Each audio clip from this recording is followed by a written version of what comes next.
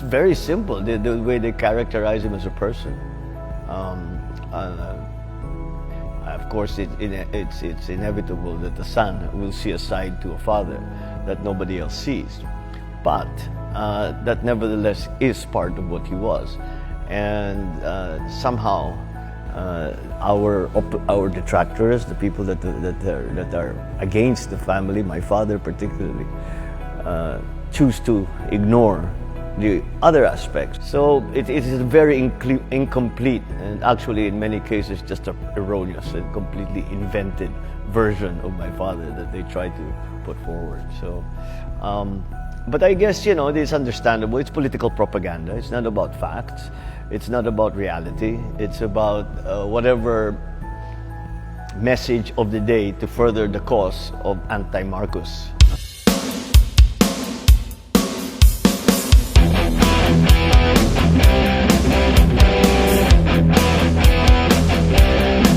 What's up mga karuba? This is again your konyo kuya kong Glenn Repen, English Ilocano Aglalao, and today we have another video from Bongbong Marcos, our very own BBM. And sana mag-enjoy kayo sa susunod ng mga video na ipapakita ko. Dahil this time, this is so advanced kasi it's all about Christmas. This time, makikita ninyo si Bongbong Marcos and he will be talking about Christmas, yung essence ng Christmas. Napili ko itong video na to kasi dito nyo makikita kung paano siya ka-profound mag-isip at ka-profound sa mga sagot niya na pwede natin makita kung ano talaga yung mga gusto niya sa ating bansa at saka sa kanyang plataforma. Hindi niya sinabi yung talagang plataforma niya rito, pero makikita natin yung kanyang ugali, yung kanyang focus sa kanya gustong gawin sa ating bansa. So that's it. So wala naman na tayong hinihintay pa, so panoorin natin ang video na to. Alright, what does Christmas mean to you? Christmas, well, it always means to me the time for family.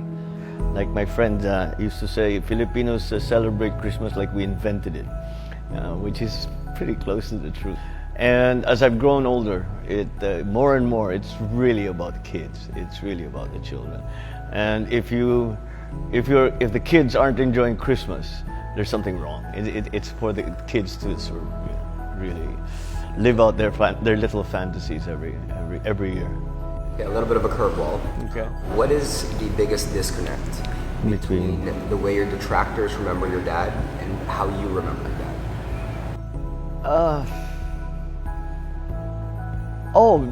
It's very simple. The way they characterize him as a person.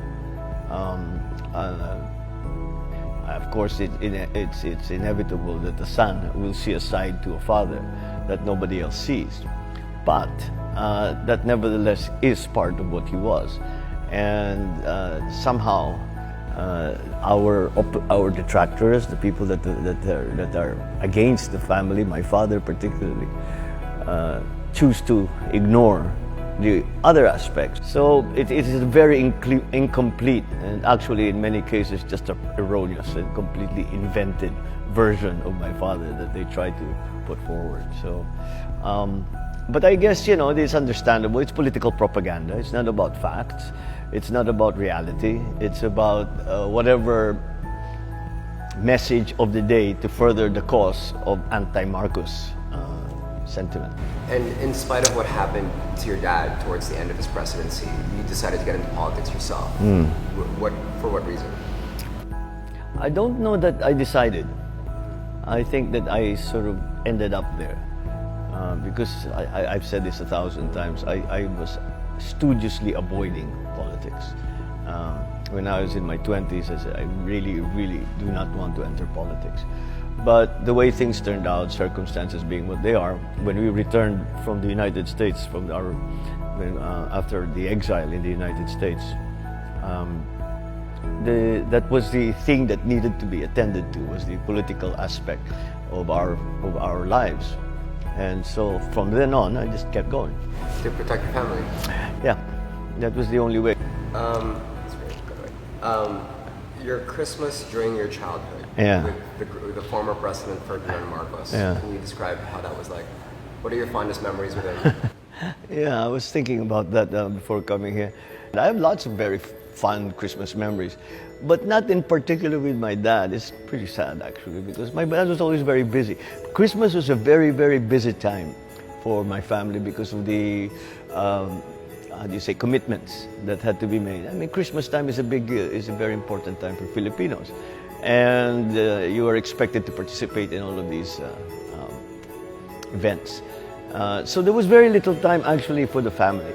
What I do remember when I was thinking about this was that every year we had a Maligayang Pasko celebration in the palace, where we would invite kids, all orphans, people who didn't have families to provide their own Christmas.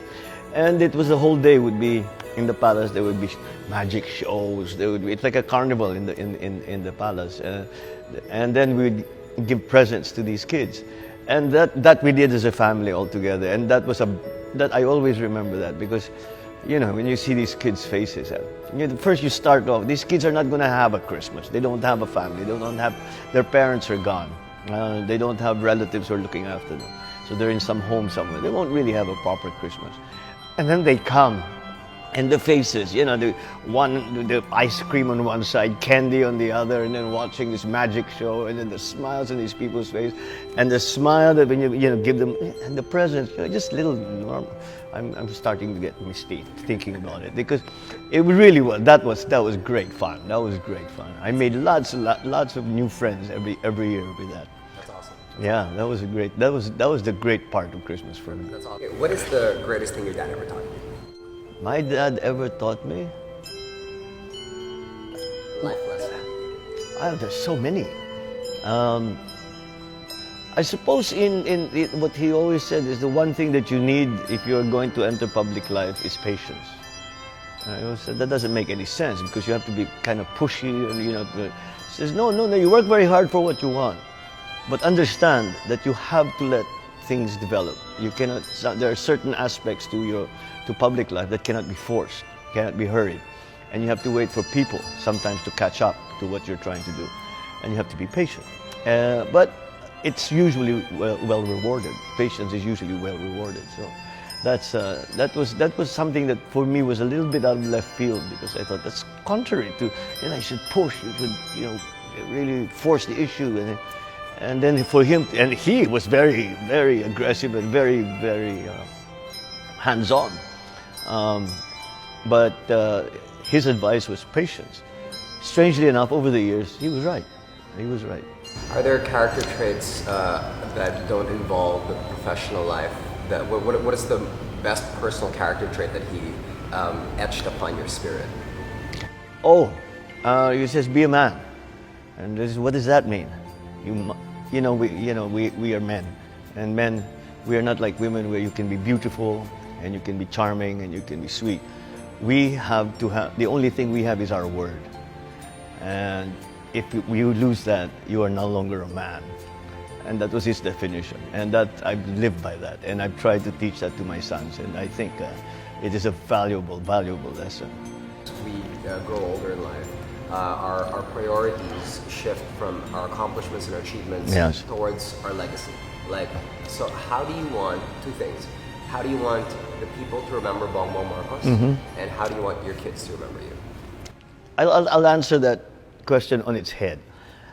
My greatest fear, and as it has been since I was quite young, was that I lived on this earth and died and didn't make a difference, and nobody cared, and so what? So he was around, he's gone, so what? You know? But you have to be able to, at the end of the day, to say, well, you know, I tried and I succeeded, and I managed to do some things. I managed to help some people. I managed to change things, make things better. That for me is the most important thing. And again, that reflects that same attitude, that you cannot be thinking of yourself all the time, because if that's all you do, at the end of your life you'll say, well, I made myself happy. That's nothing. I made lots and lots of people happy. I made their lives better. You know, I changed from miserable existence to something that has hope, something that has a future. That, now there theirs alive. Okay, tapos na yung ating video. Sana nag-enjoy kayo and sana marami kayong natutunan sa mga pinagsasabi ni BBM. And sana suportahan natin si BBM 2022. Of course, siya yung ating president. So, yun lang. Sana gagawa sana ako ng survey dito sa Ilocos Norte kung sino ang aming president. Of course, iisa lang. Kawawa naman lahat yung mga presidentiable. Siya lang po yung aking siya lang po yung president namin dito sa Ilocos Norte. Wala na pong iba. Sad to say. Meron siguro pero konti lang. Pero kahit naman sabihin natin na mag-survey kayo rito, it's open. And then, tanungin nyo sa mga botante kung sino ang iboboto nila. Punta kayo rito sa amin. And bet you. Mas marami si Hindi ko alam kung baka wala silang makukuha ang boto. Kukunin lahat ni BBM. That's it. So tapos na. And this is again your Konyo Boya kung repping English ito pa nyo ang lalo. Yo, peace out. Bye.